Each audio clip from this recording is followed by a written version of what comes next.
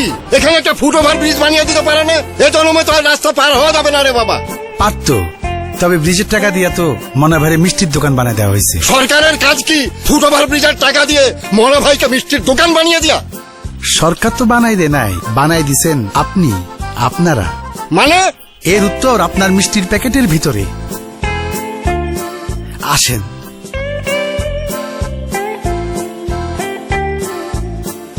মনা ভাই কেমন আছেন?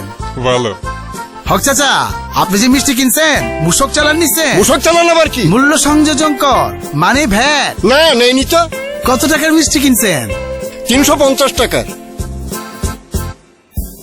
350 টাকায় আপনার ভ্যাট আসে 45 টাকা 65 পয়সা।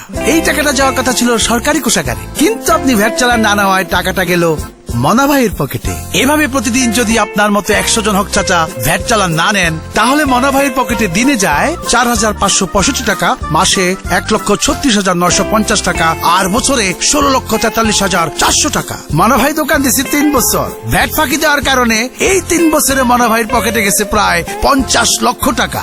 এই টাকা দিয়ে মনা ভাই আরো 3টা মিষ্টির দোকান দিচ্ছেন।